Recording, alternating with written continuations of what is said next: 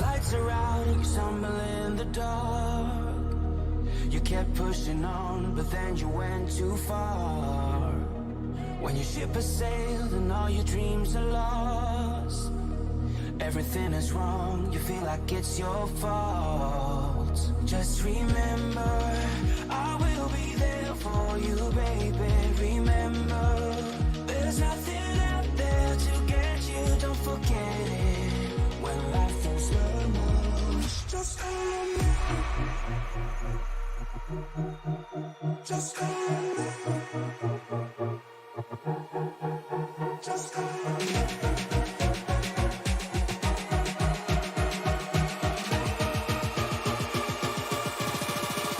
Just call me.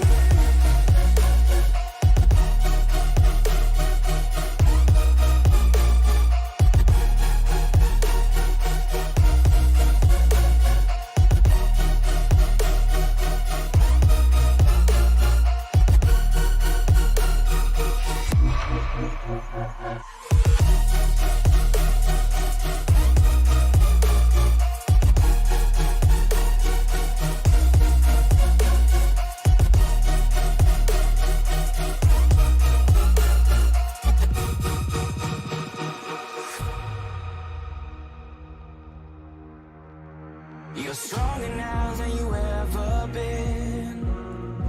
You gotta leave now, it's time to catch the wind. You will climb up high and look through the clouds.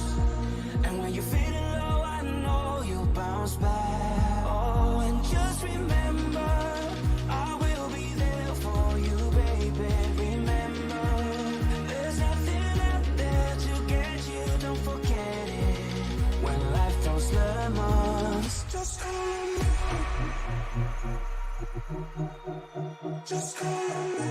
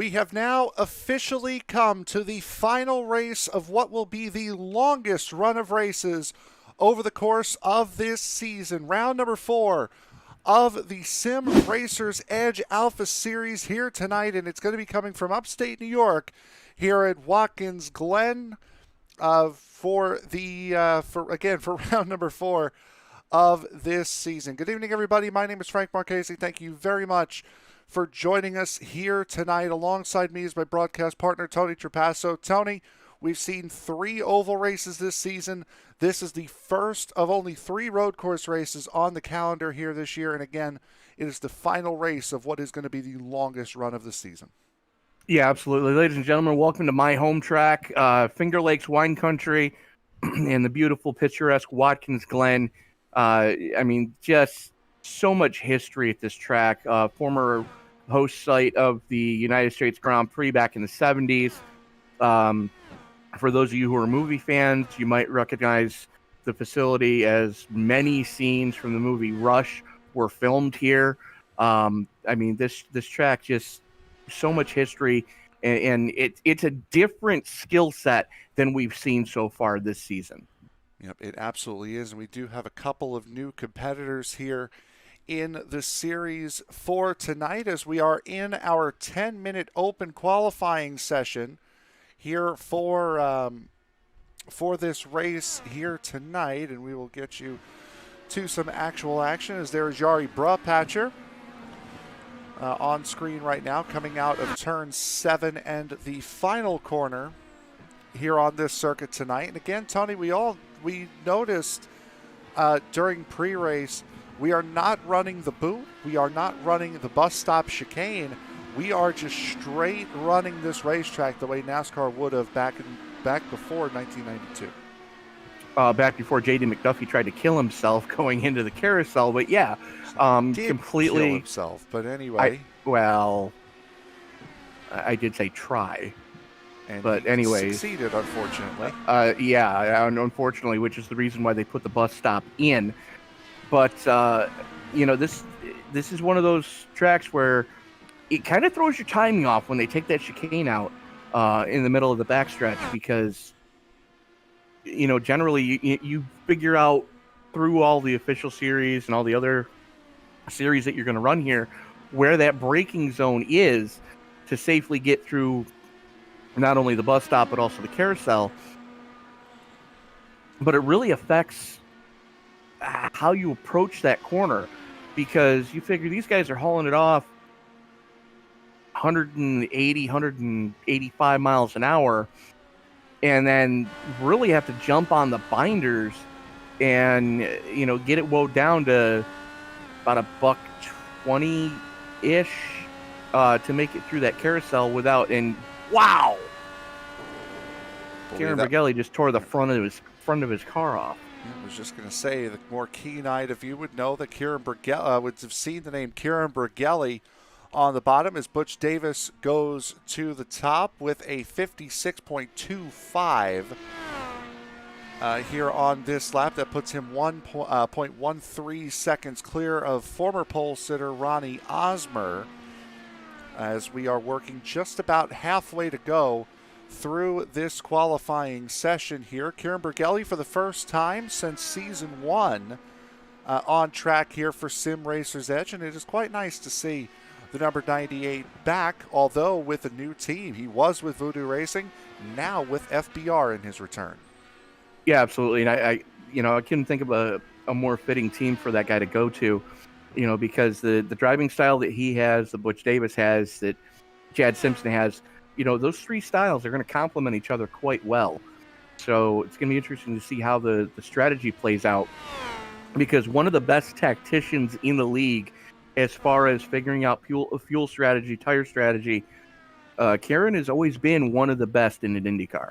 Yeah, absolutely, as he dives down into turn number 1. And another thing you'll see here tonight are the tire compounds. See Kieran Bergelli on the red, softer tire.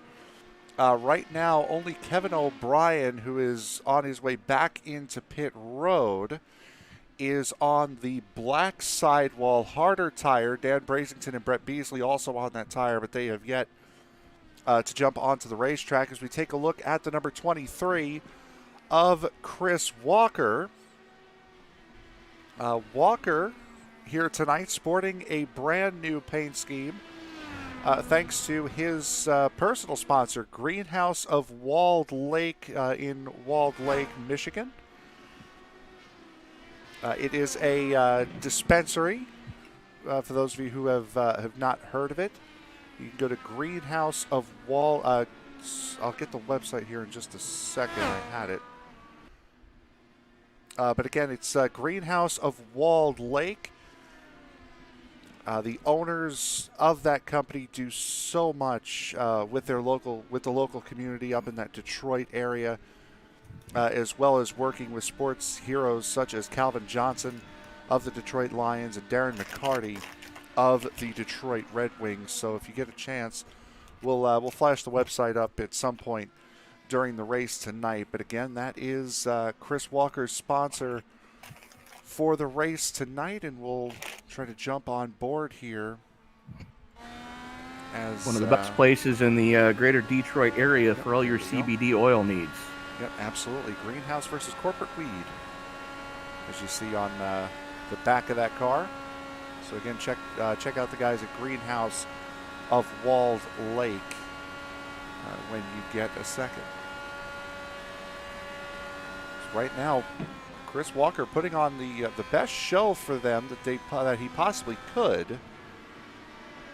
Currently sitting in P4, which is the highest he has been in any qualifying or race session all season long. And again, with Walker's litany of medical issues, missing last week's race because of those aforementioned medical issues, nice to see him starting to regain his form. Absolutely, and Chris has admitted in the past too that as far as road courses go, Watkins Glen is probably one of his favorites, and I can completely understand why. Because you take a look at the area of the country that he's from. It's got the rolling hills. It has the lush scenery. It has the amazing lakes for sport boating or fishing at. So this is kind of like a home away from home when Chris Walker comes to Watkins Glen.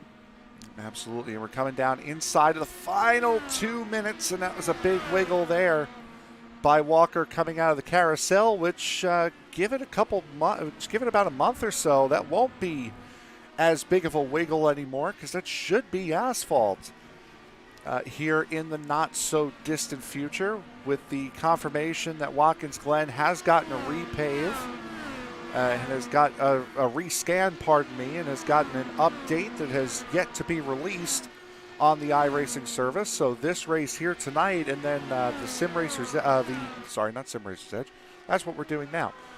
The Rowdy Energy Cup Series race, that at Watkins Glen on Monday. These might be the final two races that we see here on this older surface of Watkins Glen before it possibly becomes a legacy track. As we see Butch Davis, who's now sitting in second with Ronnie Osborne behind him, currently on pole right now in the 55 as we get inside of 45 seconds to go. These guys are on their final lap now. Yeah, and the gap between Davis and these guys are swapping it back and forth hard and heavy right now as Osborne improves his time yet again. First one in qualifying to go sub 56. Davis currently sitting in second. Chad Simpson had jumped up to second momentarily, and then Davis took it immediately back. As looks like that is going to do it for qualifying.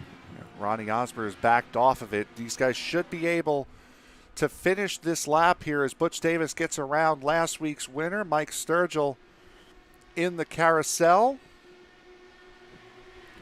And we'll see what Butch can do here. He's slower than his personal best in both sectors 1 and 2, and he's going to call it a night. Well, he's going to call it a session, I should say. Right now, I believe Yari Broadpatcher might be one of the last ones here that's going to be able to get a time in, as we see the 22 of Mark McFadden on screen left. I don't think Brobhatcher's going to have enough time. Oh, he might. Jeffrey Bogan's on a personal best first sector. Not quite there in the second, trying to pick it up in the third. Bogan. And Brobhatcher throws the lap away. Oh, there you go. Bogan needs to find less than 100th of a second to get up into 10th, and he finds a lot more than that, up to P5 for the 21. A great lap from Jeffrey Bogan, and he will be the last one to cross the line here in qualifying. So the grid is now set for what would be round number 4. We'll jump into the 5-minute warm-up session here in just a moment. Still waiting on the session to end right now. As there it goes. So now we are in the warm-up session. Good size field here tonight, Frank. Yeah, it absolutely is. What was it, 22? Yeah, 22 on tap here for Watkins Glen. And for this racetrack, that's really not that much of a stretch. It's a track that has so much as far as good graces. It's always run on the surface. It's not like it's a unique track by any stretch of the imagination. It's a track that's fairly simple for a road course. Not too much uniqueness being thrown at you. The thing that you got to remember about Watkins Glen, especially the layout that we're currently running, because they don't have the boot and they don't have the bus stop chicane at the end of the back straightaway, this track essentially boils down to a right-turning oval with one left turn, which is the penultimate corner. So for the most part, you set a car up here backwards of how you would at most oval tracks and just let it float through that one left-hander and kind of hope for the best in that corner.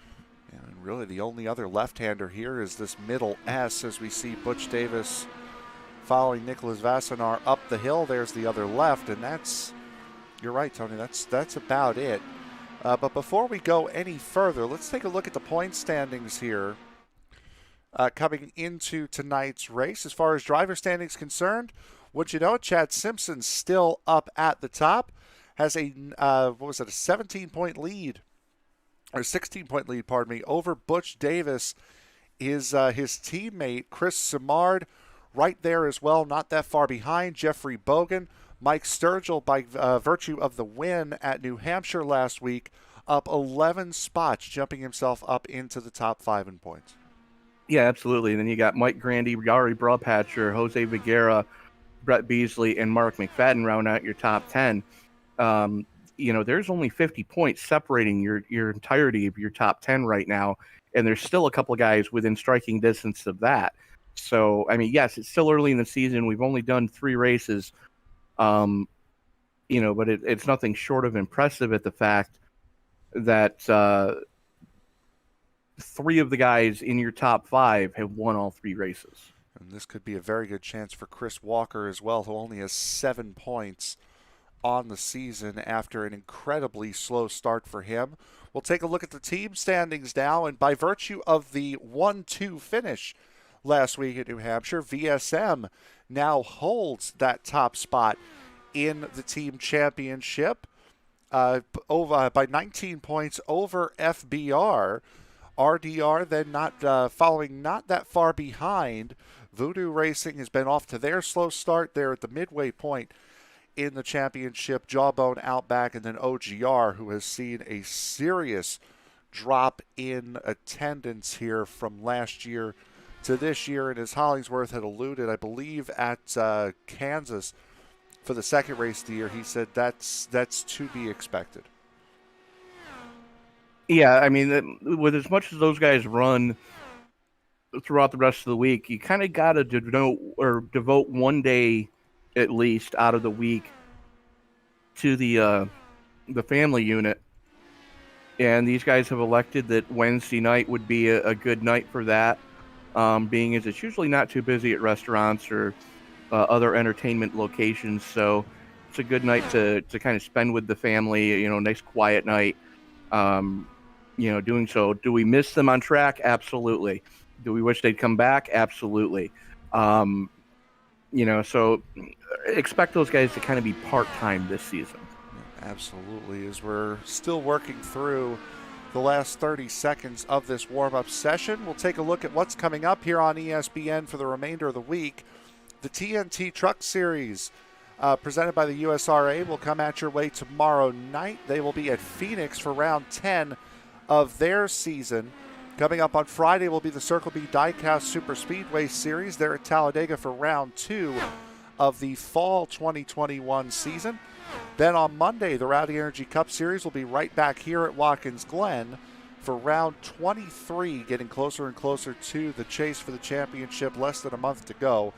And then on Tuesday, the MX5 Pro Series at Sebring will be the first of the Tuesday doubleheader. Round 9 of that season, the nightcap, will be the Western States Racing League. They will be at Chicagoland.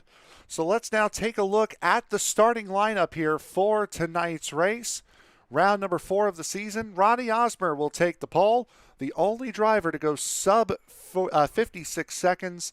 He has Butch Davis lining up next to him. Chad Simpson and Kieran Brigelli will make up row 2. FBR 2, 3, 4 here tonight. Jeffrey Bogan and Chris Simard will make up row 3, with Jeffrey Roulette and Chris Walker in row 4. Yari Broadpatcher and Mike Grandy will make up row 5. Mike Sturgill and Eric McCarthy in row number 6. Nick Vassenar and Jose Viguera are scheduled to go off in row number 7. However, Viguera has been required to pit start tonight. So that's going to promote Kevin O'Brien up to the number 14 starting spot. Will Fletcher is going to be joined with Ernie Ludwig in row 8. Row 9 brings us Kevin O'Brien and Dale Weiser, Johnny Antonucci and Mark McFadden, and then Dan Brasington and Brett Beasley. McFadden, the last car to post a time in the qualifying session.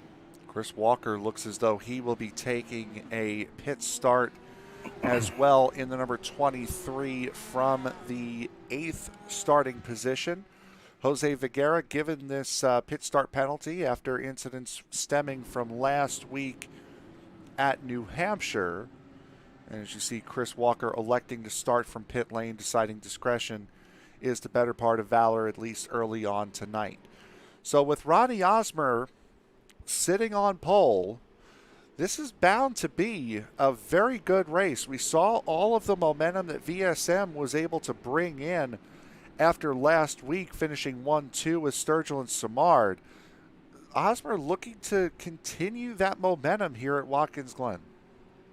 Yeah, absolutely. As you got, Osmer starting on pole, you got Simard starting 6th.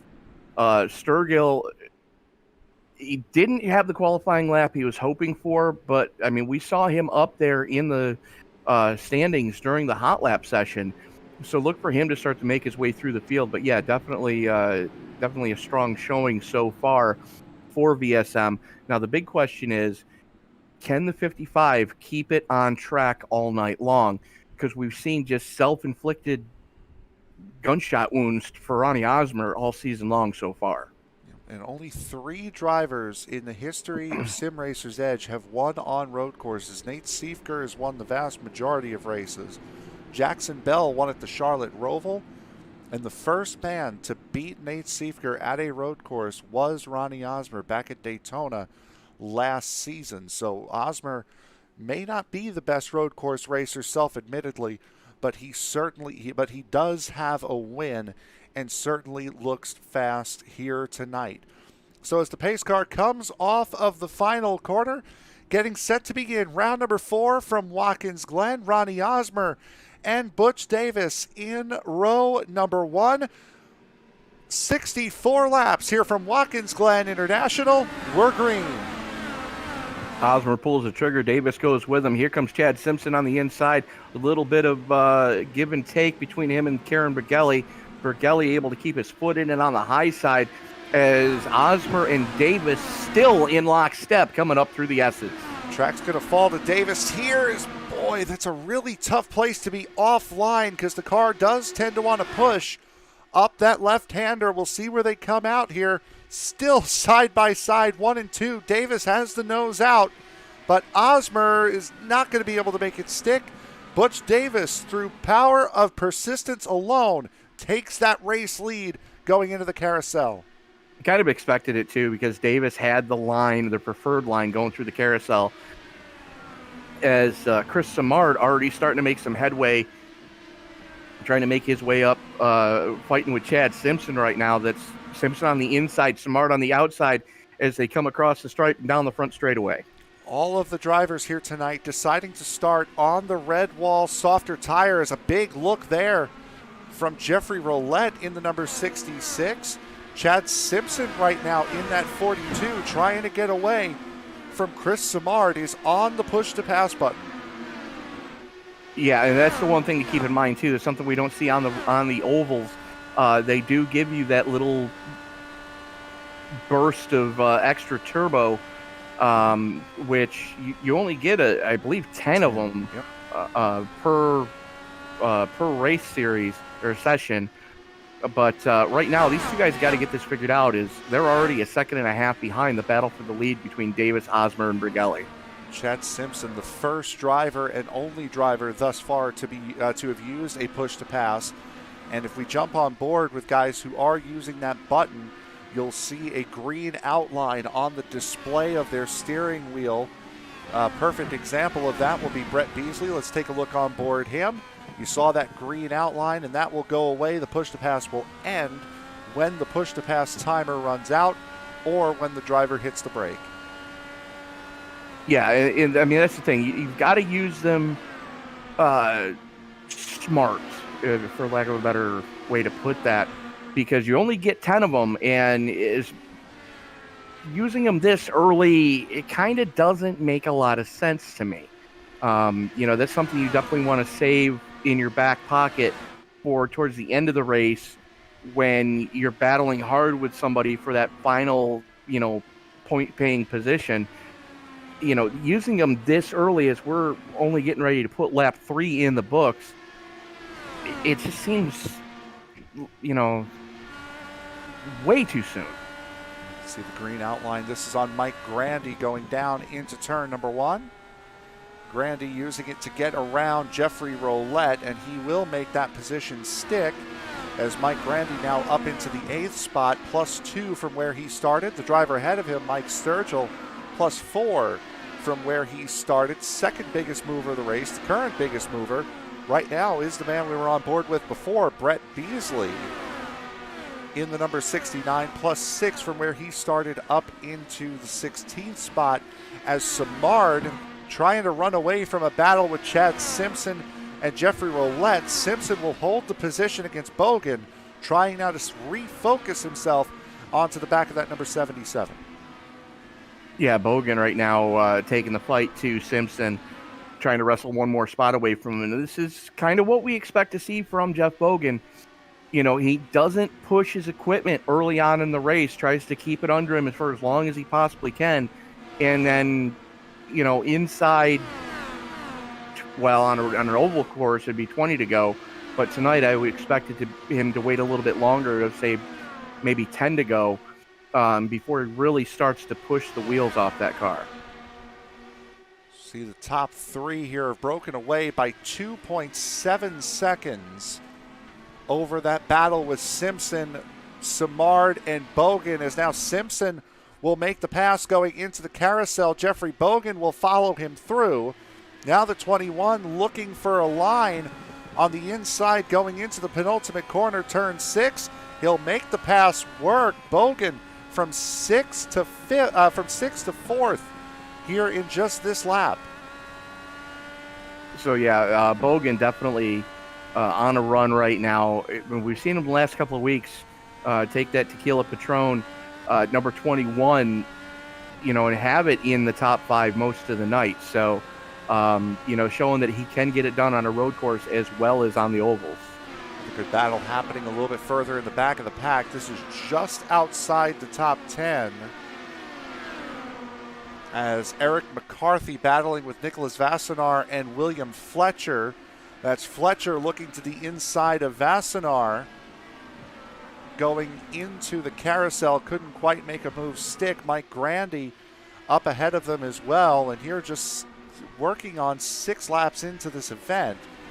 Jeffrey Roulette and Mike Grandy have put themselves both in pretty uncomfortable situations. Both of them have already used 3 push-to-passes, the most out of anyone tonight. Yeah, absolutely. And another driver that's making some headway right now, Ernie Ludwig, putting a move on Brett Beasley to wrestle the 15th spot away from him, as Beasley had gotten the spot a couple laps earlier. But Ludwig able to battle back, doing it the hard way, coming through the carousel on the outside. Again, that carousel is going to be big here tonight, as Bogan now losing those positions he had once gained back to both Chad Simpson and Chris Samard.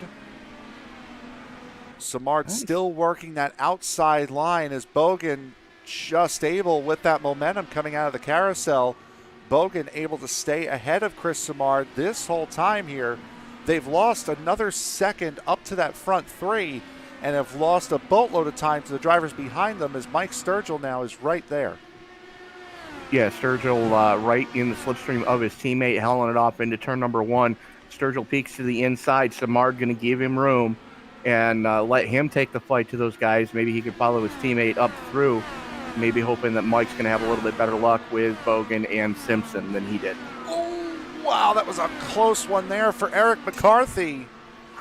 As McCarthy climbed up on the curb over the S, on that right-handed S, that bottom S, and almost put that number 17 around. Now, there are cautions here tonight.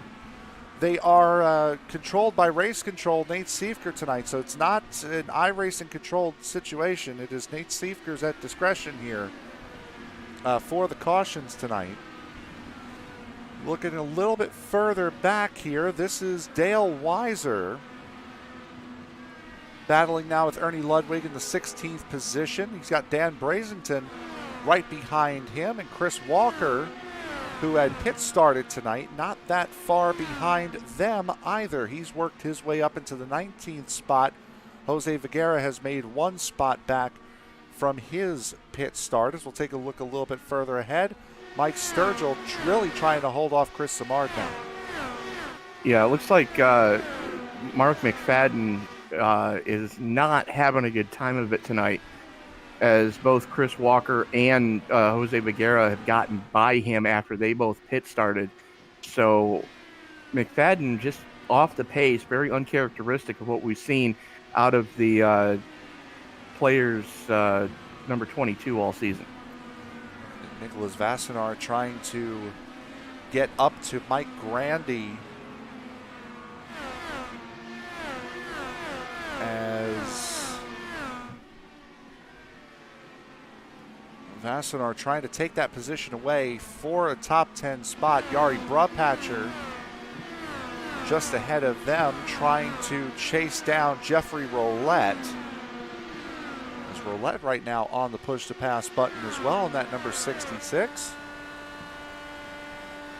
Riding on board with him down that straightaway, and that push to pass, it's nice to use to attack now, but you are really going to need it later on to defend, because we've seen nothing but a lot of drafting work being done here on that long back straightaway. Yeah, absolutely. I mean, and that's what I was saying earlier, is you've got to really be mindful of how many you're using this early, because the guys that are saving them are going to be able to just, wreak havoc the last handful of laps. You figure you can use one on maybe on the front straightaway. Oh, that's Sturgill around. Sorry to cut you off there, but Mike Sturgill around coming out of turn 1. We stay green for the moment. So he appears to be well enough off the racing line. Now the question is, did he just beach himself there? He high center himself. Nope, he's good. He's fallen all the way back to the last position now. A big spin there for Sturgill coming out of the first corner. We'll take a look and see what happened here. Battling with Chad Simpson, just lost the back end. Too much power too soon. And a very similar thing happened to Ernie Ludwig. Just annihilated the front of that car coming out of turn one. And Ludwig's towing. I'm thinking he might be putting it on the hauler because he completely tore the front off of that 26. So you hate to see that. Jeff Roulette's in the pits. Yeah, I was just going to say, he is in the pits. This has to be a scheduled, this has to be some sort of strategy here. I would hope it's some sort of strategy at least. The caution now comes out as Mike Grandy has put it in the wall. As you see him popping into pit road.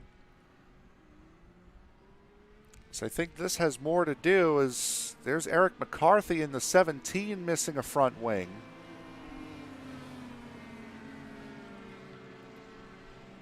33-year-old from LA, and we saw him having an issue earlier on mounting that bottom S curb. Take a look and see what happened here with McCarthy. Just going down into turn one. McCarthy. Oh, it was contact between the 12 of Grandy and the 92 of Vassenar that essentially stopped the 12, and the 17 had nowhere to go. A ride off the back of Grandy's number 12 here. There's Vassenar. A little bit of contact there and just killed all of his momentum. Nowhere to go.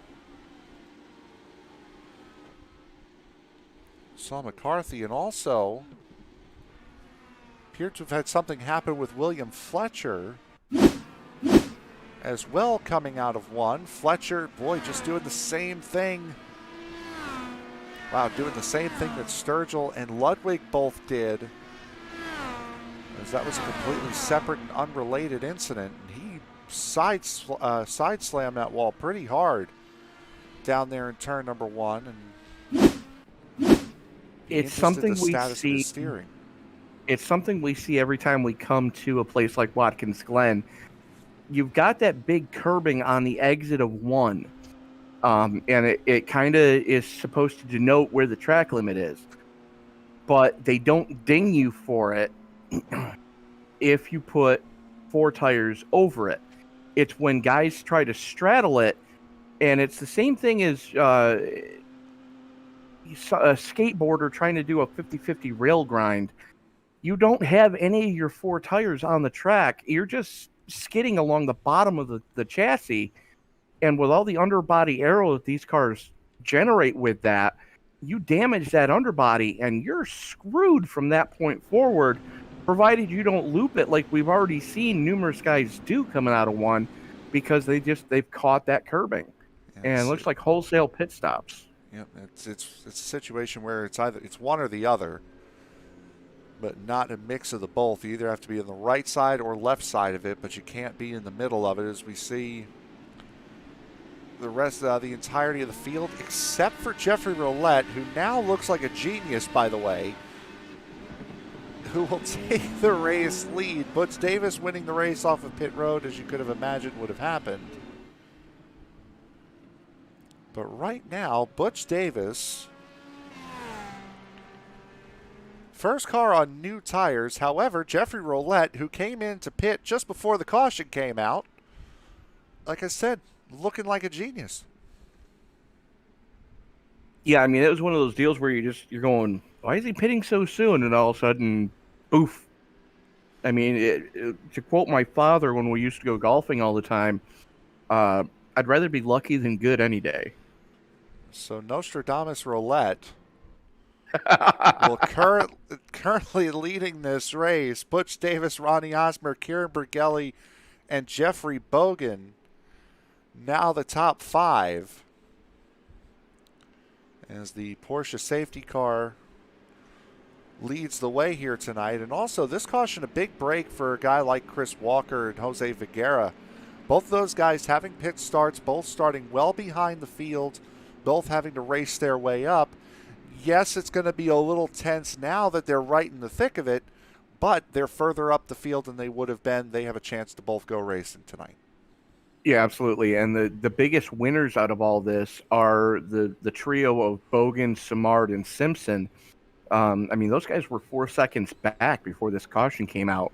Now they're within striking distance of being able to see what they can actually do, as they're right there with Davis, Osmer, and Bergelli, who were the 3 of those guys were starting to run away with this.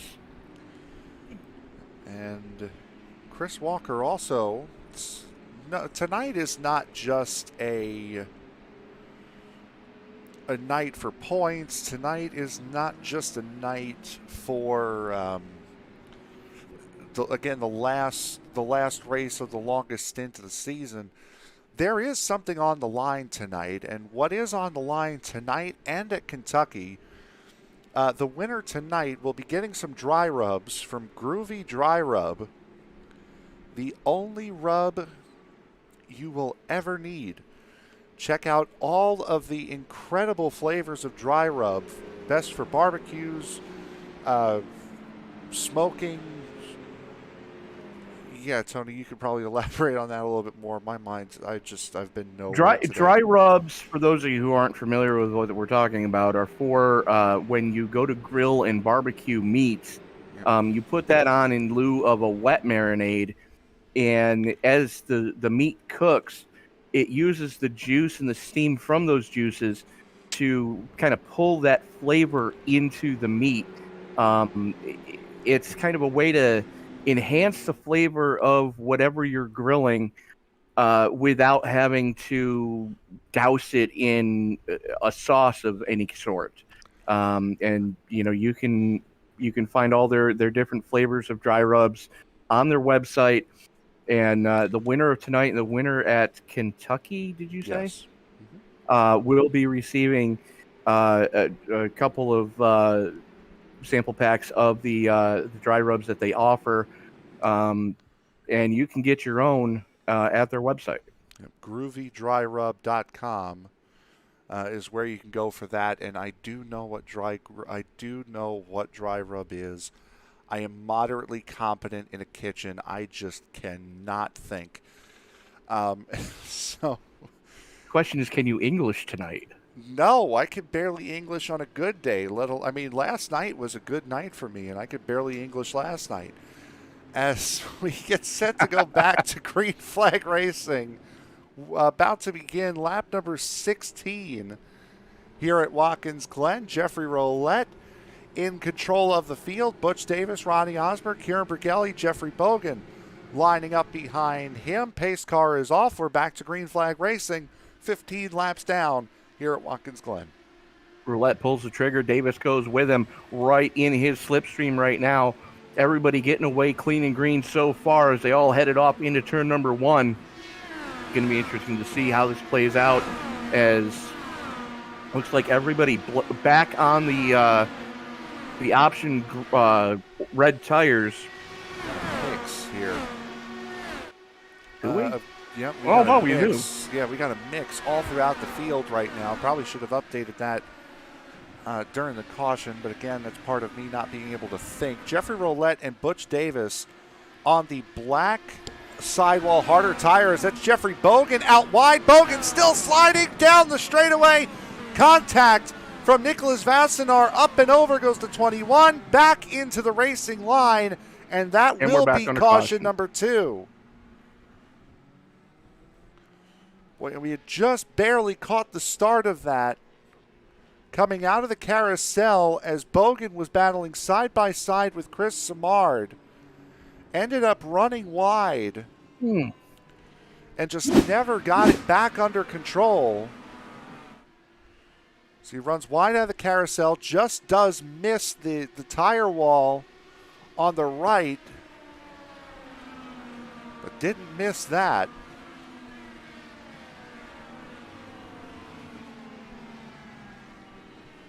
and then pole vaulted the car at the exit of the loop. Yep. Let's take a look at this from on board. Dan Brazington's number 28, or 29 rather, as he found one heck of a view of this. Or thought he did. Might have been Ludwig, actually. Yeah, it was. Yeah, we'll take a look. Here's Ernie Ludwig's point of view, or what we No, hope it wasn't. is going to be. Ludwig's out. Oh yeah, that's right. Possibly Grandy then. Let me go look. So I think you know who I'm talking about. Here's Let Bogan. me go look. On board of Bogan. Here comes Grandy. No, actually, there's. It was Brupatcher. I think I finally figured out who I'm looking for. As you saw that flip there, William Fletcher's point of view is, I think, the one we're looking for. So he's coming through the carousel, battling with Mark McFadden. There's the incident happening in front of him, and get ready to duck.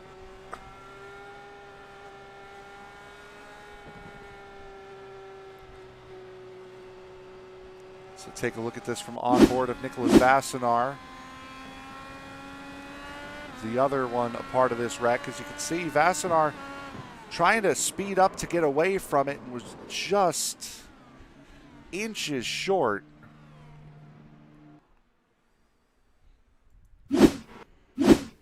Of making it through there. It's again under caution for the second time tonight. Jeffrey Roulette, Butch Davis, Ronnie Osmer, Kieran Bergelli, and now Chris Samard, the current running top five.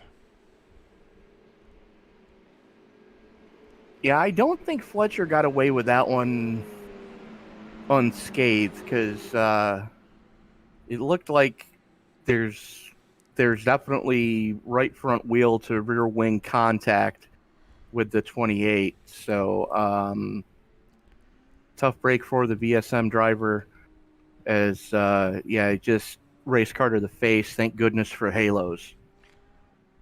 It definitely would have, if it wouldn't have caught the top of the halo, it certainly would have caught what would be the top of the, if this were an F1 car, be the top of the air intake. And the camera certainly would not have lived through that. True story. As we are under caution for the second time here tonight at Watkins Glen, what we'll do is we'll take a quick break. We'll be right back. You're watching round number 4 of the Sim Racers Edge Alpha Series right here from Watkins Glen. Don't go anywhere.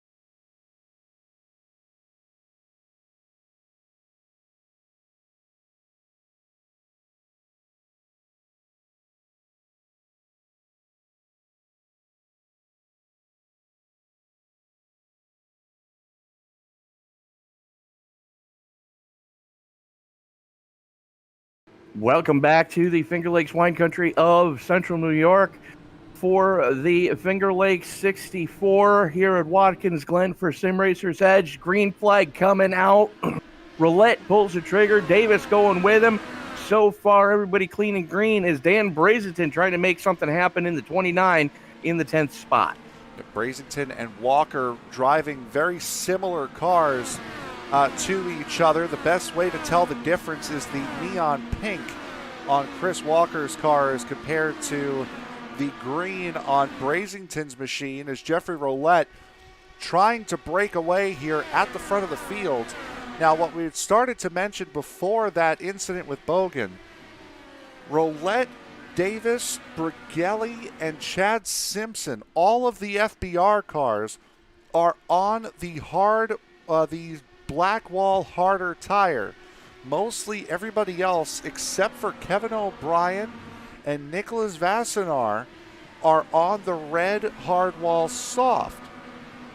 So if these tire compounds have been changed the way iRacing says they have, the red wall tires should give away a little bit sooner. That's Roulette. That's teammates. Contact going into turn one. Butch Davis down and around. Roulette has not touched anything just yet. Far enough off the racetrack. The caution has not come out. Left rear suspension broken on the 43. Davis is done. Left rear suspension and the entire wing mount on the back completely just annihilated on that car. And it looked like just a little miscommunication as far as where to start the braking zone. And Roulette just ran his teammate flat over. Yeah, Roulette was starting to get into a little bit of trouble here as we're riding on board with him. This is going into one right at the start of the incident. And yeah, just, boy, gave him the slightest nudge. If it was even a nudge, it very well could have been net code. Yeah, there was contact. But we'll take a look here, hopefully, once we get by the crowd, the stands there. Oh, it looked like Roulette might have clipped the grass on the outside from that point of view. And, I mean, that's just a hard incident for Butch Davis. Really has had nothing go against him so far this season. And this is the first bit. And unfortunately, with it being teammates, too, that's the hardest part. Well, the other part that's going to suck is it happens on a night that we've got 22 cars showing up at a road course. Can you say this is going to be his drop week? It's a very good possibility of it, as Ronnie Osmer now takes this opportunity to set sail. He's now 0.7 of a second ahead of Kieran Brigelli. And I was about to say that Roulette was finding himself in a particularly sticky situation because he had just used his 6th push to pass out of 10. Not as sticky a situation as this guy, though. Mike Grandy on screen right now, running in the 13th position. He has used 9 of his 10, down to 1 left, and we haven't even hit the halfway point yet. Yeah, I find that a little bit wild. That, you know, as many laps as these guys have turned in this car, that some of these guys have just been like handing a kid a pistol and going, here, just go crazy. And, you know, next thing you know, they're hitting that button, and, you know, just because they can. But the good news is Dale Weiser has been promoted up to 10th place because of that incident between Davis and Roulette. You know, not that bad for the now minted 24, typically the 28 of Dale Weiser, running in the 10th position right now. Jose Viguera right behind him. Chris Walker has been promoted up into the 6th spot in that greenhouse CBD machine. Yari Brupatcher right now running in 5th. Chad Simpson, Chris Samard, Kieran Brigelli, Ronnie Osmer from 5th to 1st here in the race so far. Butch Davis has returned to the racing surface. So Butch Davis back on track, trying to gain as many points as he possibly can. 3 laps down at this point as Kieran Bergelli tries to catch back up to Ronnie Osmer, who finds himself 1.1 seconds clear. Bergelli using the first of his 10 push-to-passes right now. He's on the button.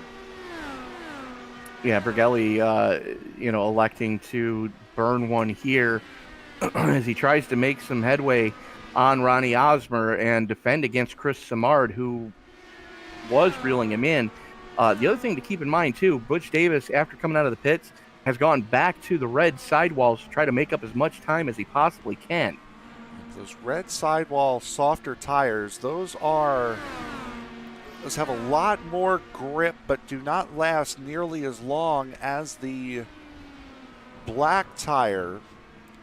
Now, in the real world, there would be about a second's worth of pace difference, between a half a second to a second of pace difference at the beginning of the run between the reds and the blacks in favor of the reds, and then later on as the run goes later and later, the black tires would start to come into their own because they don't wear out as much, and they would then fall into the advantage as Chris Simard jumps up into the second position now, passing Kieran Bergelli for that position. So VSM 1 and 2 just the way they were most of last week, but the tires are not necessarily like that, and therefore still no tire compound rule here in the series. You can run as many of whatever compound you want.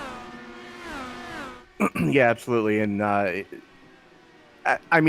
can understand why they're doing it that way. They're just throwing one rule change, or trying to throw only one rule change per season at these guys, as Mike Sturgill in the number 90 continuing his recovery drive as he's back up into the number 6 slot. So that caution was very timely for the VSM driver. Both of them were, honestly, as he had found himself in last place after that spin coming out of turn 1 about a lap or so before the first big incident in turn 1. Ronnie Osmer setting the fastest third sector this past lap as he's going through there right now. We'll see what he can post as he's now 1.8 seconds clear and running away from the rest of this field. Osmer this past time of 56.9. Chris Simard, 56.9. Chris Simard and the rest of the guys behind them a 57.1. So Osmer flying right now in that number 55. Yeah, absolutely. And Osmer does have the fastest lap of the race at a 56.3. So definitely has the pace in that Our Motorsports VSM Ride to Give, PH Aware, Autism Awareness. Something or other. And he's got more sponsors than Carter's got liver pills. But definitely got a lot of pace in the 55 tonight. But, we've seen him have pace in the past. And, like I said, it's just been self-inflicted wounds that have cost him solid podium finishes in the last couple of weeks. Yeah, we saw that at the season opener in Michigan. I believe at Kansas he had a very similar issue. New Hampshire he was not a part of. Osmer has certainly had success when he's been on the racetrack, and again was the first one to beat Nate Siefker on a road course. Now granted, Siefker was out of that race by lap 6, so you take that for what it's worth. But Osmer does have a road course win. His only win in this series is a road course win, as just behind them, Kieran Bergelli getting some pressure from his former teammate Chris Walker, now starting to really push, trying to get around Chris Simard, just can't quite do it yet. And Simard running the defensive line, coming into the penultimate corner, still side by side with Bergelli. Bergelli's going to have the advantage going into the final corner, going down the front straightaway. And here comes Walker. Looks like Walker might be using a push to pass, as these guys are just slicing and dicing, trying to throw blocks on each other. Boy, and Chad Simpson almost threw his nose in the ring there, as that was very close going into one between Walker and Simpson. as these guys head up the hill. Simard on a push to pass now, as he's trying to catch back up to Kieran Bergelli, trying to get away from Chris Walker.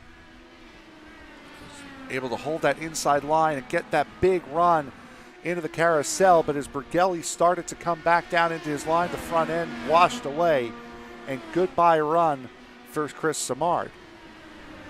As right now Mike Sturgill giving heavy pressure to Chad Simpson, finally wrestles the spot away from him. Simpson still trying to fight back on the outside, Sturgill able to get that spot away and move back into the top 5. Is here I can English. Chris Walker trying to make a move on Chris Simard. Simard slammed the door going into one, though. Two different tire compounds as well. Sturgill on the red softwall, the red hardwall, red sidewall softs. There it is, and then Simpson on the black sidewall hards. As we're seeing that battle playing out again here, Bergelli on the blacks, Simard on the reds. Trying to bob and weave with everything he can to try to get that position back, and that draft down that back straightaway is going to be what wins or loses somebody the race tonight. There's a good possibility, especially somebody that can keep a push to pass or two in their back pocket until the very end here. But these guys are picking them up and laying them down. I mean, the field's getting a little bit strung out. There's not a lot of movement throughout the field, as it looks like O'Brien had a moment there coming out of the penultimate corner. Take a look at it here in just a second. We'll try to find what happened there as Jeffrey Roulette starts to work his way back up through the field, up into 13th. As this battle for second continues on. This is what happened to Dan Brazington about 4 or 5 laps ago. In the number 29, a big slide coming out of turn 1. A little bit of, that's a little bit more than a little bit. Right front of that wing gone. Brazington in and out of pit road, back on the racetrack in the 17th position right now, 2 laps down to the race leaders, as Chris Walker really starting to put Chris Simard under pressure. Yeah, Walker, the tires are starting to fall off more so with the guys that are on the red sidewalls than the black sidewall hard compound. And you can see it in Bergelli as he's able to easily defend against both Simard and Walker. And Mike Sturgill, he's not pulling away from Chad Simpson like you would think he would, as the tire fall off starting to become a little more prominent in those reds. Osmer was really starting to pull away, and now that gap has somewhat stabilized. It actually looks like it's going back the other way against Kieran Bergelli. Osmer was out to a 2.2 second lead. That is now beginning to shrink, as we'll take a look at the race leader up at the front. Take a look at the time deltas, and yep, you can definitely tell that gap has really started to come down, as he was out to almost a 3-second lead over this group, and now they're starting to track him back in, and that is what those tires will do. The red sidewalls will wear out faster than the blacks. Yeah, absolutely. As Osmer gave up 4/10 that last lap, and Bergelli is just steadily reeling him in, as now it's under 2 seconds to the race leader, and Bergelli can see Osmer again, not just on the back straightaway, but through most of the track, as Simard in tow, Walker in tow, Sturgill right there, Chad Simpson not that far behind, and then you're 3 seconds back to Jari Brupatcher. Jari Brupatcher just came into the pits, the 31-year-old from Zurich, Switzerland. Taking it pit side here on lap 35. We're just past halfway here in this race. Chris Walker, Chad Simpson, and Michael Sturgill now really having a battle. as Walker must have had a moment that dropped him out of that second group and into this third one, having lost the position to Sturgill. We'll take a look and see how the 90 got around the 23. Oh, he had a big slide out of one. It sounds like everybody on the Reds is coming in this lap as Osmer getting ready to come in, as is Simard and Sturgill. Bergelli in as well, so everybody in the top 6 coming in right now. I think the top 7 as Brett Beasley swings in from the background. That will leave Dale Weiser in the number 24 with the race lead, as wholesale pit stops happening here with 28 laps to go. As you would expect, as Kevin O'Brien stayed out as well. Will Fletcher staying out, as Fletcher was only in 18 laps ago. But race off pit road happening right now. And it looks like Osmer, Sturgill, Simard. Bergelli there as well, as Bergelli gets out ahead of Sturgill and Simard. So Sturgill actually jumps Chris Simard in the pit cycle. Chris Walker getting jumped by Chad Simpson as well. Johnny Antonucci in this group. Antonucci having last pit on lap 17. Here's Dale Weiser, as Weiser will come in now. Kevin O'Brien to follow.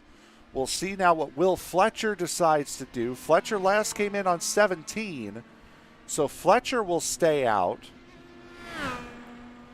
And Ken for another couple of laps, as here's Ronnie Osmer about to take back that second position, as Sturgill looking for position on Kieran Bergelli can't quite get it going into one. Chris Walker had a big moment coming out of his pit stall, as I was just looking back. Chris Simard got forced above the merge line coming out of pit road, and it gave him the dreaded black flag. Unsafe pit exit. Race control is reviewing it while they did clear the black flag temporarily, but they may give him a pass-through because of it. So Simard might have to relinquish the number 5 spot before too much longer here, as him and Bergelli came out side by side, and there's not enough room for 2 cars to come out there side by side. Will Fletcher in pit road now, so Ronnie Osmer will retake the race lead. As that's Johnny Antonucci. Yep, there he is. Up at the top, up at pit lane. We got a lot to go over here. First, we'll go in chronological order here. This is Chris Walker leaving pit road. Comes down off the jack post. Has a big slide, as if he had gotten off the limiter too soon. I think that might have been, as we saw Simard leaving pit road. Let's ride on board with Simard. You'll see him drop on the jack stands now. There he goes. He is side by side with Bergelli the entire way.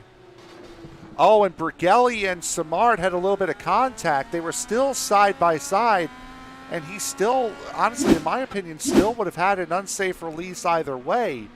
But there was contact between the 98 and 77 on pit exit.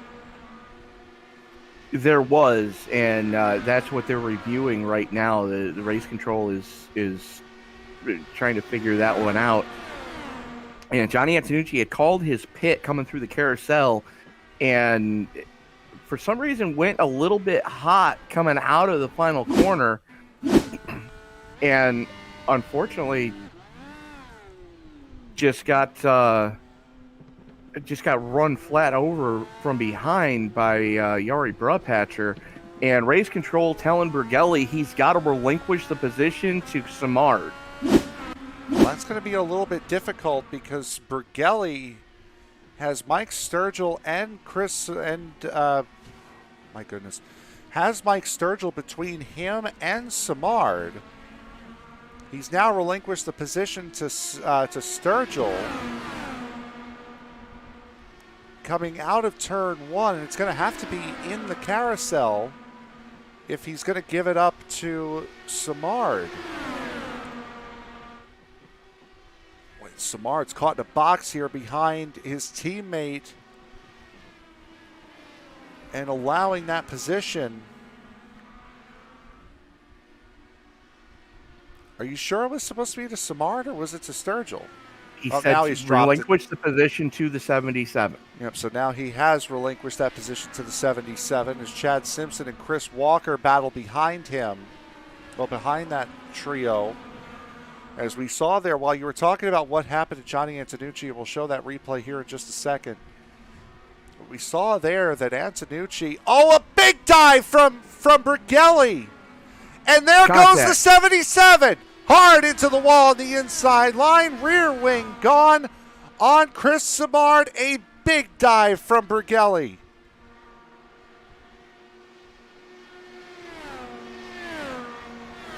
Well, there you go. This one's pretty cut and dry, don't you think?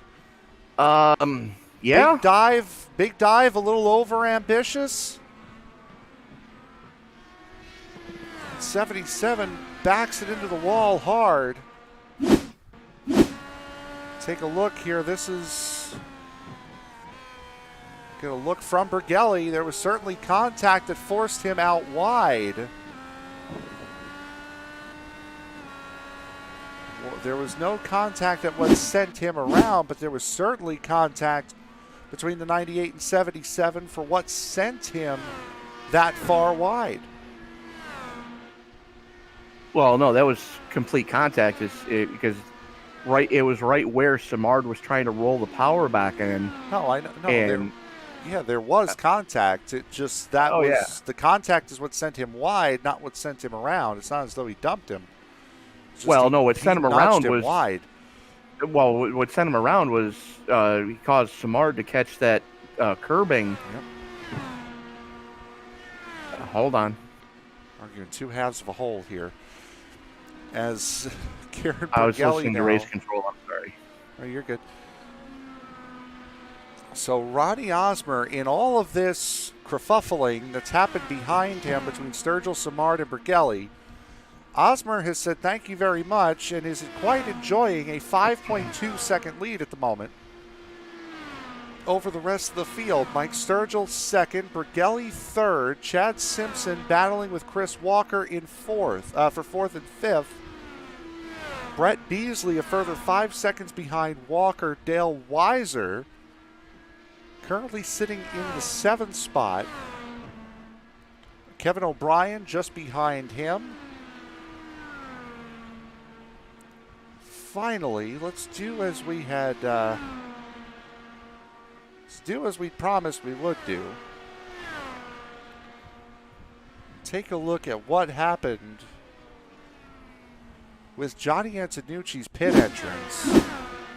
So here he comes in. Oh, he got turned by Yari Brupatcher. And that's kind of a part your fault, part my fault kind of deal where Johnny didn't stay low coming through that final corner. He kind of went up kind of into the racing line, and Yari's trying to roll the power on, and Johnny's jamming on the binders, and neither one of them are happy with each other right now, so expect sharp words after the race. That yellow line on the inside of turn 7 is typically, that's where you go if you're going to go to pit road. And we saw there, Antonucci clearly did not.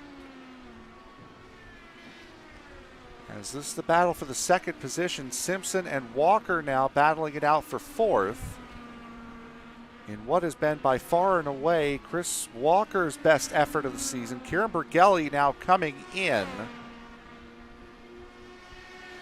Now we're questioning whether or not this is a scheduled stop, an unscheduled stop, or a penalty that needs to be assessed. It is not a penalty. They're going to review it after the race. Okay, so we'll see. This is... No, he's doing a drive-through. So unless he's assessing himself his own penalty, figuring, you know what, I've done my time. Now you can't look at it after the race. Bergelli. Oh no, they can still look at it after the race. Well, no, I'm not saying that would negate whatever penalty is coming. Maybe he's thinking, you know what, if I do this, maybe they won't after that. Yeah. But Bergelli, in any event, has come down pit road, has surrendered the third position. He's now fallen back to 8th behind this battle between Kevin O'Brien, who's just overtaken Dale Weiser, for the 6th position. Chris Walker as well has gotten around Chad Simpson. And for Chad Simpson, it's been a reversal of fortune this year for him. Won the first race at Michigan. Finishes second in Kansas in round number 2. Round 3 at New Hampshire, comes home third, and is currently sitting P4 in round 4. So yeah, I mean it's been an amazing season. So it's been a great start, but losing a spot every race. He should be happy that there's not a 43 race season here. Ooh, as Walker goes goes well wide. Keeps just it out. overcooked it.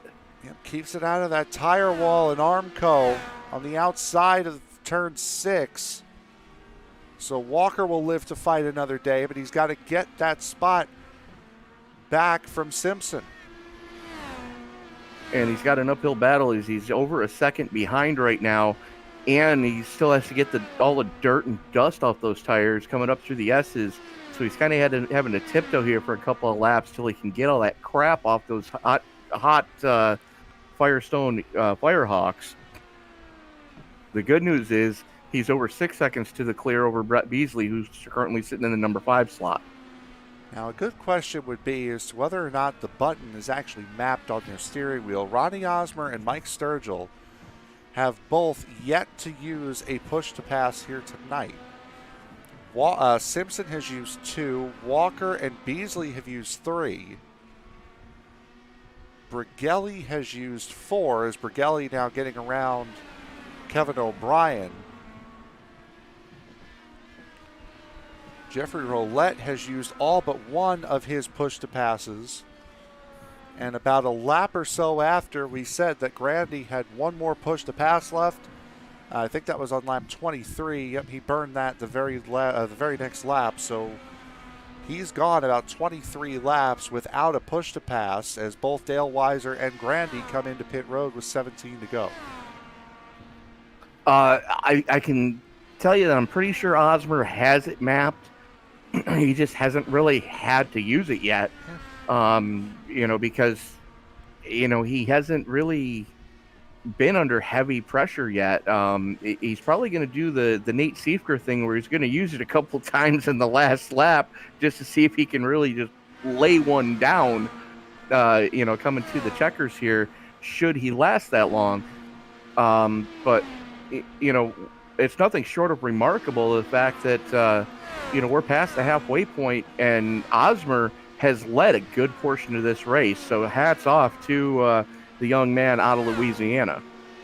Simpson is on his 3rd push-to-pass right now. Fastest lap does not go to Ronnie Osmer. It goes to Chris Walker.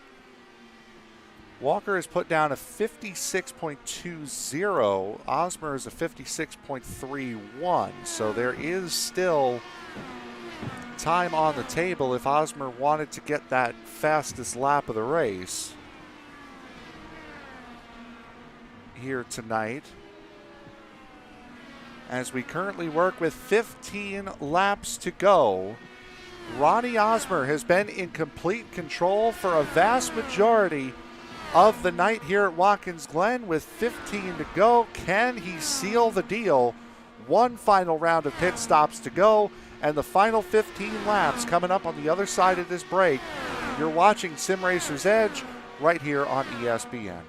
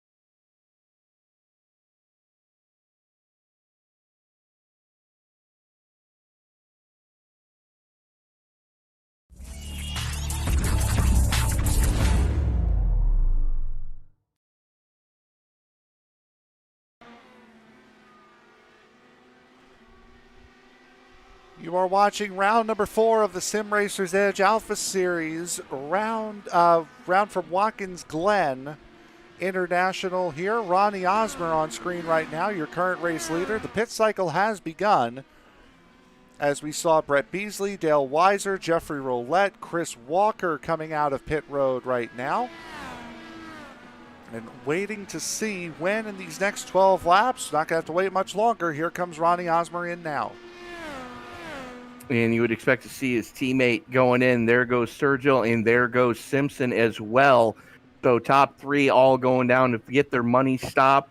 Karen Brigelli coming in as well, it looks like. Nope, not yet.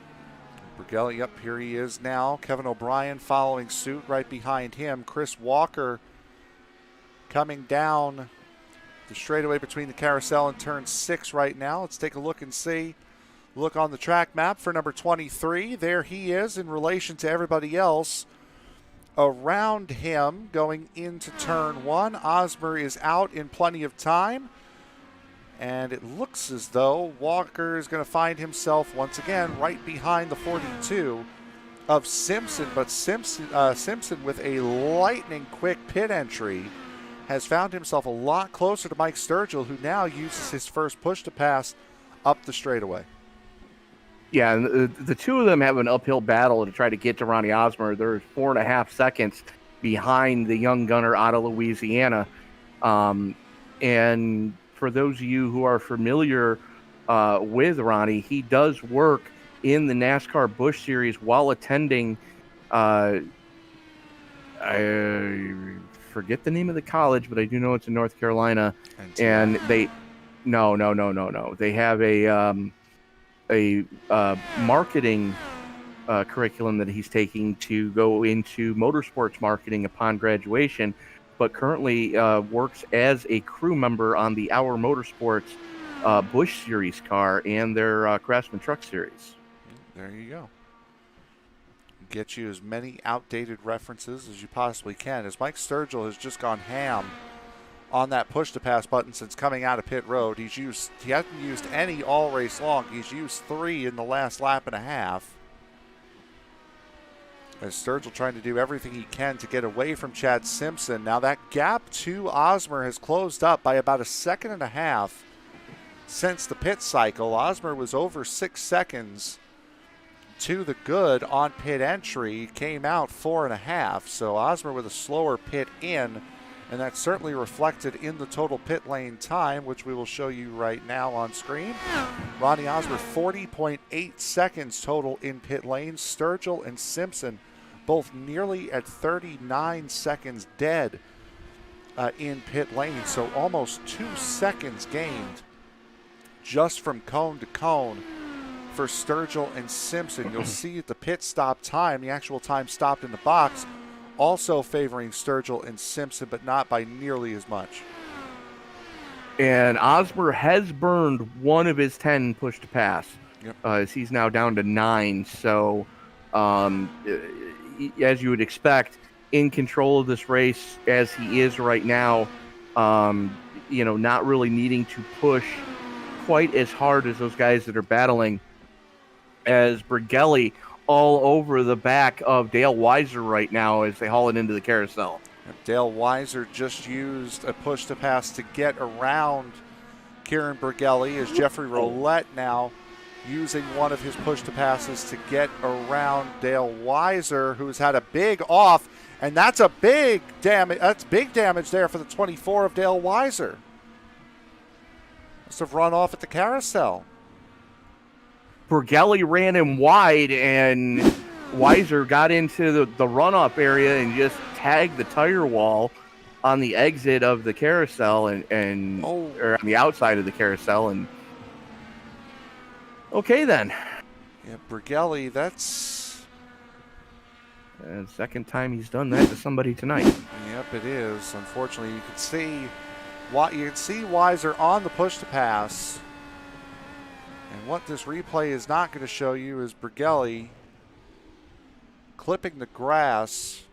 We'll see it here. Here's Brigelli, not on push to pass. Brigelli still has 5 of his push to passes left. takes the dive, gets half on the grass, never did touch Dale Weiser. It looked as though Weiser might have gassed up because he heard Bergelli on the grass and probably felt him. That's, I'll be honest there, Bergelli not really at fault there. That one's on Weiser.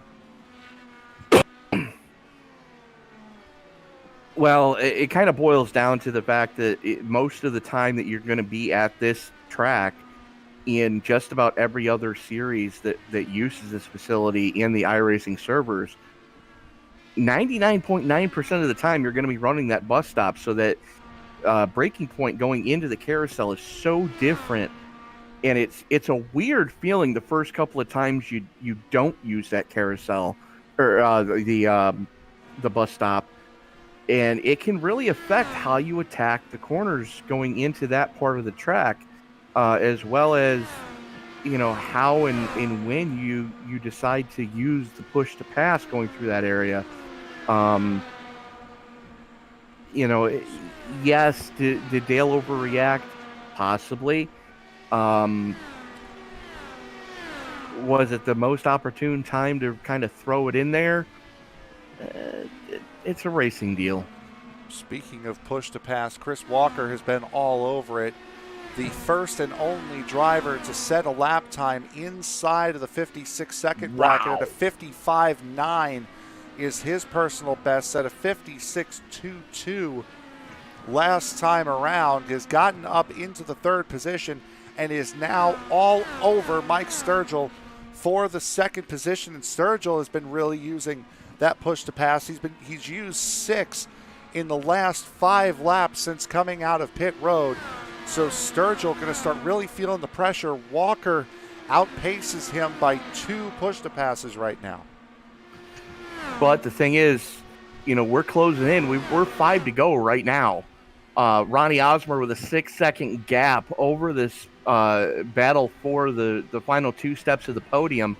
Walker right there, Simpson right there, Sturgill currently sitting in second as they come up to pass Jari Brupatcher. Brupatcher gives them the inside going into the penultimate corner. Butch Davis up there as well for these guys as Sturgill trying to hold on, took his first SRE win last week at New Hampshire, trying to get a podium finish here tonight, as Chris Walker looking for his best finish since his accident back at the end of season 1. That kept him out of the final 2 races season 1 and plagued him all through season 2.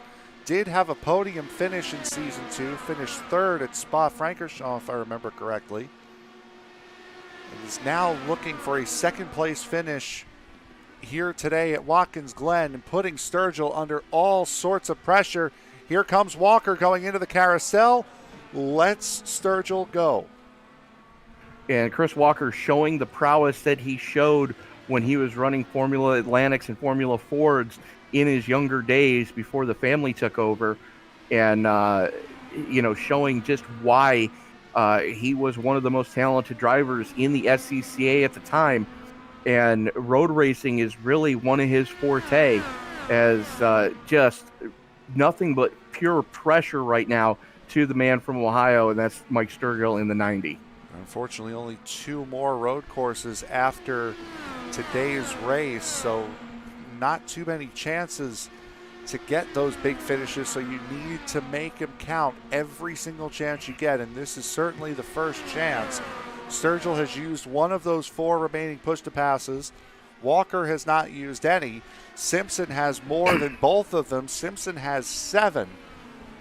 Brett Beasley down to 1. Jeffrey Roulette down to 1. Grandy out. McFadden out. Vigera down to 1 as well. Jose Vigera, the last car on the lead lap. The first car not on the lead lap in the 48, running an 11th spot. As Osmer is out to lunch, he is in coast mode right now. That was almost a big moment for Walker coming to 2 to go.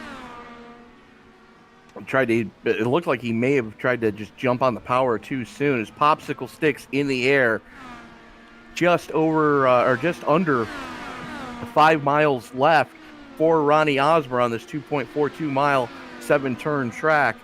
Osmer out to a 5.7 second lead, as the battle still rages on for the last 2 steps of the podium. Yeah, absolutely, and it could be any one of these 3 that can get that final spot on the podium. Brett Beasley out of push to passes now officially. Sturgill down to 2, Walker down to 5, Simpson still with 7. Osmer is crossing the line right now to begin the final lap of this race. His position is pretty well set in stone. The drivers behind him, however, not so much. Here comes Walker going down into turn 1, cannot quite make the move work. And Osmer only with 4 push to pass left. Expect him to use them here down the back straightaway, as I'm not sure which lap car that is he's coming up on, but he's coming up on him like a ton. It's Grandy. And that is Mike Grandy in the 12. And final time through the carousel. Osmer has a great cushion right now. Butch Davis behind him, Mike Grandy in front of him, and Chris Samard there as well, coming through the penultimate corner. Frank? Yep, Ronnie Osmer coming out of turn 6, going through turn 7. He's going to let Butch Davis go by. The battle has been behind him all night long. Ronnie Osmer takes the win here in round number 4, his 2nd win of his Sim Racers Edge career. The guys behind him all come home in the order that they crossed the line in originally. Sturgill, Walker, Simpson, 2, 3, and 4.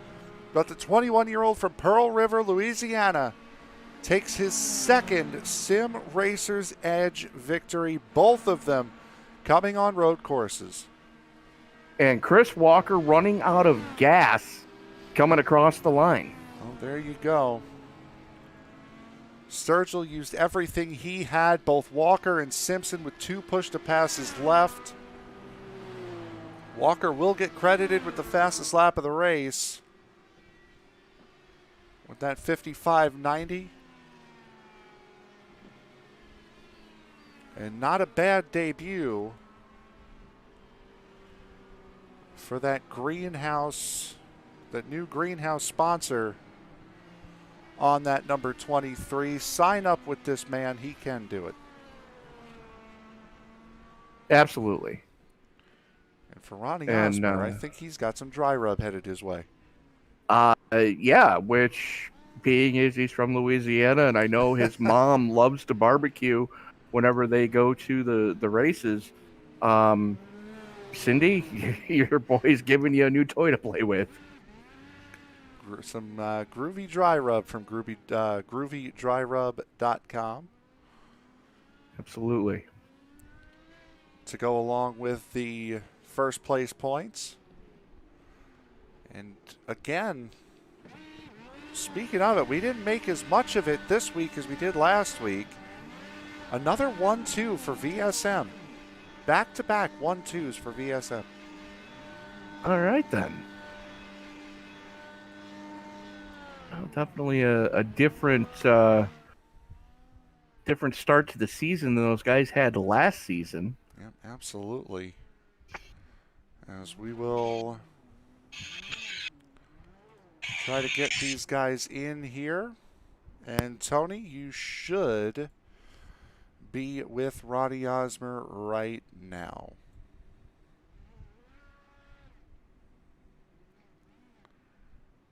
Tony? Yep. All right, so I guess I'll take this one.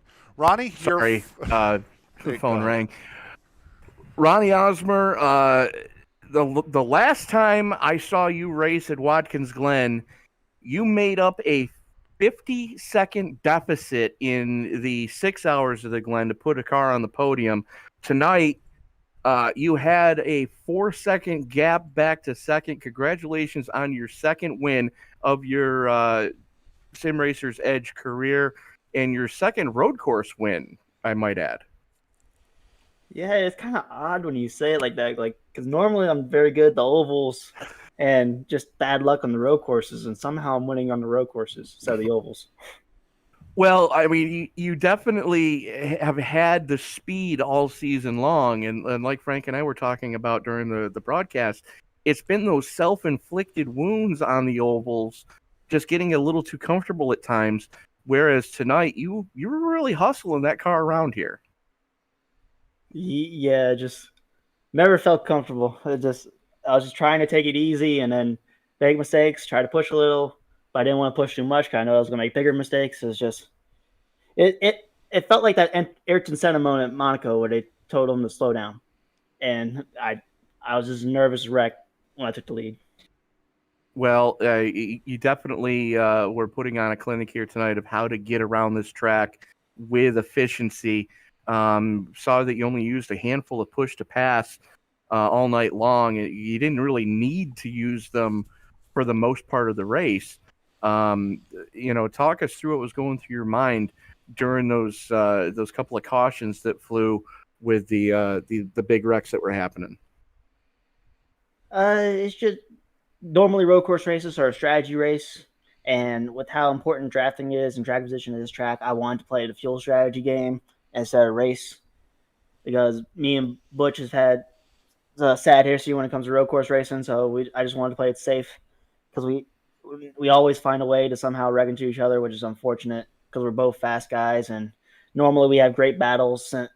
Except Nate's usually the one far away, so I was hoping for another great battle with him for this race, and it's unfortunate what happened to him. And just the cautions fell what they did. I changed my strategy up for it, and with the help of my teammates, we got it all right. Yeah, absolutely. Now, next week we do have an off week, but when we return in 2 weeks, we're at a track where you got your first win in an IndyCar on a Wednesday night broadcast here on ESPN, and that, of course, is the Las Vegas Motor Speedway for the Vegas 175. Your thoughts going into the mile and a half at Vegas? Vegas is usually a pretty fun track. Haven't been there for a bit, but I think we'll do fine. We've been fast all year, and we're going to plan to keep the streak of VSM 1-2 going, and hopefully get a VSM 1-2-3. All right, Ronnie, congratulations on first win of the season, second win of your Sim Racers Edge career, second on a road course. Now, I'm going to ask the all-important question because I know I screwed this up during the broadcast. Who's on the side of the car? There is our motorsports, of course, PH Aware, and of course the VSM team. So that's what I know is on the car. All right. Well, Ronnie, is there anybody else you want to thank before we let you go? Thank my teammates at VSM, you guys for broadcasting, Nate and the guys for running this league, and thank y'all. All right. Well, I'm not sure if you heard what was going on with whoever won tonight and whoever wins at Kentucky. At Kentucky. But you can let your mom know that she's got some dry rub headed her way. Oh, that sounds good. Absolutely. But Ronnie, again, congratulations. We'll see you in 2 weeks at Vegas. All right, thank y'all. All right, so that was your race winner, Ronnie Osmer. And the giggle there is just, it's just a little entertaining that Tony doesn't know who's on the side of the car. Driver doesn't know who's on the side of the car. I don't know who's on the side of the car. It's just when you have every sponsor in the world, it is kind of hard to remember who the heck is on the side of the car sometimes. As we'll bring in last week's winner, this week's runner-up, Michael Sturgill. Mike, you had a very good run today. You really laid on that overtake button at the back half of that race after the final pit stop. How difficult was it to keep Chris Walker and Chad Simpson behind you? Oh, they had me sweating, that's for sure. I didn't know how much extra fuel I would need because I had saved all my push to passes for the end, so I didn't have any real data on like worst case scenario. So I filled it all the way up, and I think that hurt a little bit. But yeah, they definitely were putting the pressure on me. I didn't think I was gonna hold him off, especially Chris. I think he set the fastest lap of the race. Yep, he absolutely did it, a 55.90. How was it driving today? You had to spin earlier on, had to recover from that. Fortunately, you got a couple of cautions to fall your way, were able to move up through the field. that way, but I'm sure that's one almighty drive to come from last about 11 laps into the race to finishing in second. I guess, yeah. I just screwed up trying to get past Chad in turn one. I downshifted into first, and usually I was downshifting to second. So when I got back on the throttle, it just looped around. Luckily, it just barely tapped the wall. I only had 5 seconds required, so got that caution and was able to go in and get new tires and get that fixed and get the pack bunched back up. And really, I just try to be as patient as I could, but also as aggressive as I could. I didn't want to waste too much time getting stuck behind slower cars. So just try to be patient and keep it clean and make the best moves I could. And you certainly did all night long. We go to Vegas next week, very similar to what we saw in round number 2 at Kansas. What are your thoughts going into Las Vegas in 2 weeks' time?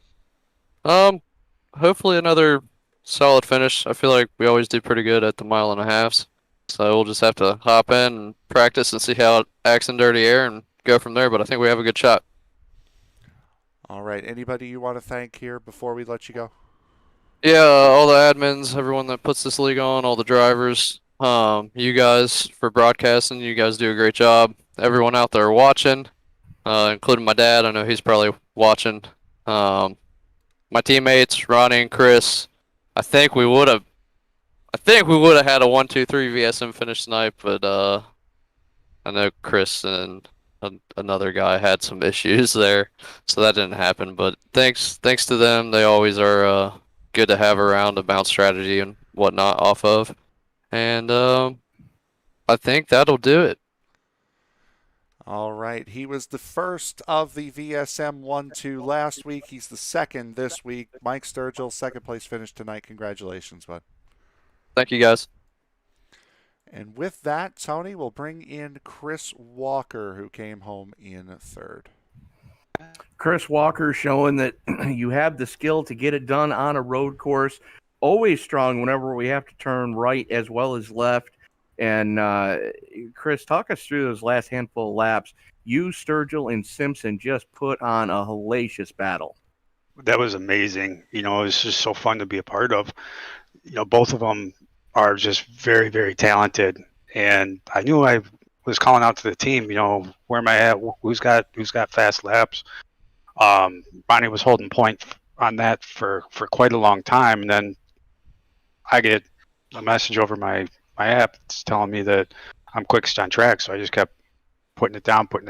I made a few too many mistakes that kind of cost me maybe possibly a second.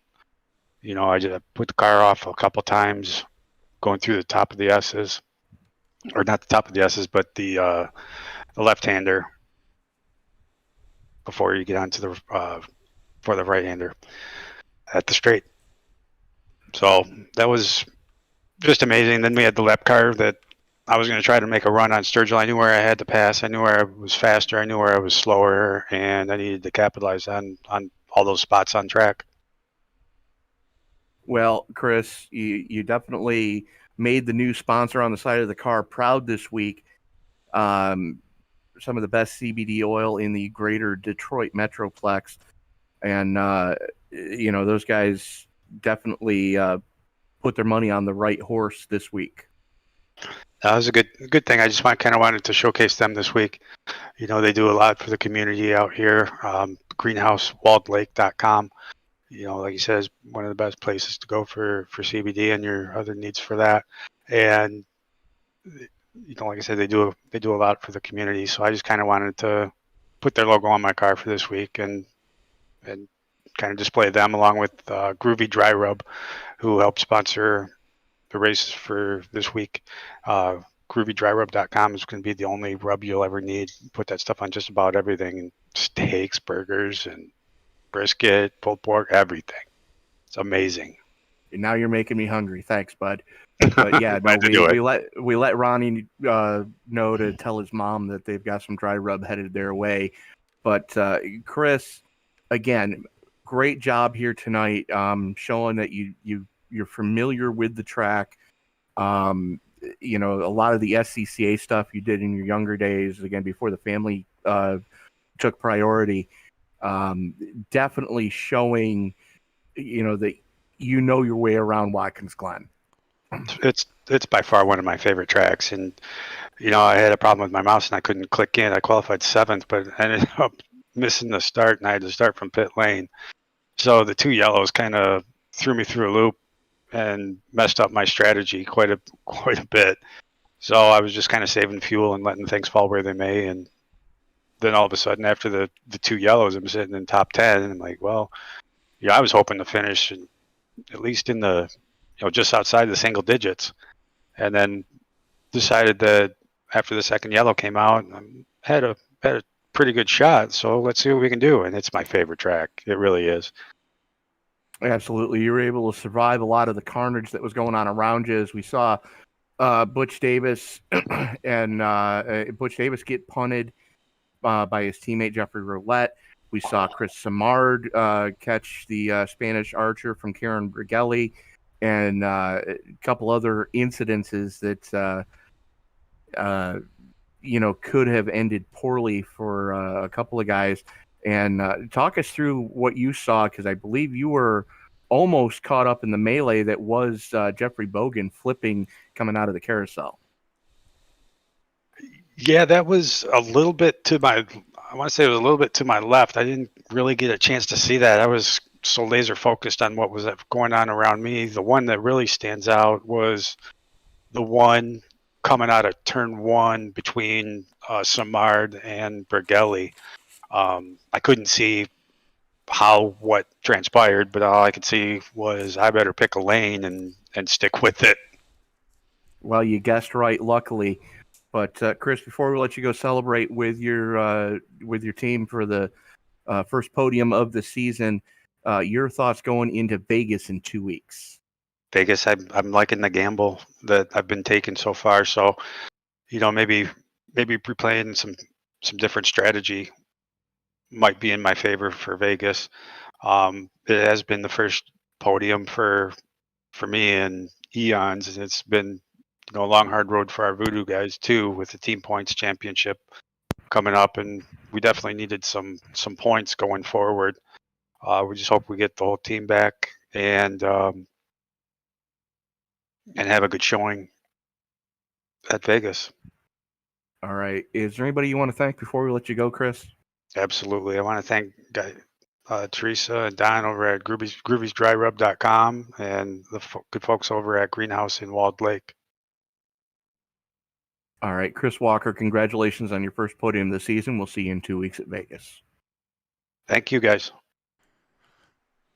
And so that was Chris Walker, your third place finisher here tonight. And Tony, just another incredible race that these guys have put on, very akin to what they do every single time out. But now you have a week off now to just kind of reset. And again, you're not going to have to drive this much, this often the rest of the season. We're on 1 week off, 2 weeks on now the rest of the way. Yeah, I mean, the next 2 races are starting August 18th. We've got Vegas, and then the next week we're at Auto Club, the site of the series opener, the very first race that Sim Racers Edge put on. And we had to go to the fourth decimal point in timing and scoring to be able to figure out who won that race. So whenever these guys go to the 2 mile tracks, it's always an amazing finish. Then we're off again for Labor Day, and then we've got the Phoenix. We got Phoenix in Texas. Then we're off for what should be a week 13, I believe. And then Halloween, we go as well. We're only into September. Off. Okay. Yeah, we're only into September. So then we go to Laguna Seca, first time that we've been there with the Indy cars. And then the only race you've ever missed in Sim Racer's Edge, Twin Ring Motegi. So that'll take us to October 6th. Then we're off the following week for, I believe that's Columbus weekend. And then we're at Pocono, Atlanta, and then we're off for Halloween. So still have a lot of racing to go here, just 4 rounds into this season. Let's put a bow on round number 4 right now by going to the official results here for tonight, as Ronnie Osmer and Mike Sturgill set up a VSM 1-2. Chris Walker with his first podium since, I believe, about midway through, I think, Spa last year, in coming home in third position tonight. Mike Sturgill and Brett Beasley coming home in the top 5. Kieran Brigelli, Kevin O'Brien, and Jeffrey Roulette, Mike Grandy, and Will Fletcher not only make out the top 10, but make out all of the drivers that finished on the lead lap. Actually, Fletcher, the first driver not on the lead lap. Jose Viguera and Mark McFadden finished 11th and 12th. Dan Brazington in 13th, Johnny Antonucci and Nick Vassner rounding out your top 15. Then we've got Yari Brupatcher, Butch Davis, Chris Samard finishing 3 laps down after getting dumped in turn 1. Dale Weiser in 19th, 20th going to Jeffrey Bogan, Eric McCarthy, and Ernie Ludwig rounding out the field of 22 tonight. And so that will do it for us here tonight. Coming up the remainder of this week here on ESPN. Tomorrow night, Tony and I will be back together again for the TNT Truck Series presented by the United Sim Racing Association. They will be at Phoenix for round number 10 of the season. The Circle B Diecast Super Speedway Series heads to Talladega for round number 2. Sam and Tony in the booth there. On Monday night, the Rowdy Energy Cup Series, Sam and Tony once again in the booth, 8:20 from right here at Watkins Glen. The first of the Tuesday doubleheader will be the MX5 Pro Series. They will be at Sebring International Raceway at 2:50 p.m. Eastern Time. That will be Sam Cooper Bennett and Jake Sperry in the booth for that. And then the nightcap on Tuesday will be the Western States Racing League, where it'll be either Tony or Ryan and Ben Bruno in the booth at Chicagoland Speedway coming up this Tuesday. So that will wrap it up for us here at Watkins Glen. We will see you tomorrow night for the TNT Truck Series at Phoenix. We will see you next week for the Sim Racers Edge Alpha Series, 2 weeks from now, for the Sim Racers Edge Alpha Series at Las Vegas. And we encourage you to head on over to see the final couple of minutes of the Endurance for Amateurs Series race. They are at Daytona this week with Sam and Byron in the booth there. So head on over. Still a couple minutes left in that race. Catch the finish. It would help us out here at ESPN quite a bit. So for Tony Trapasso, I am Frank Marchese. Thank you very much for making us a part of your evening. We will see you in 2 weeks' time from Las Vegas, and we will see you tomorrow night from the TNT Truck Series at Phoenix. Good night, everybody.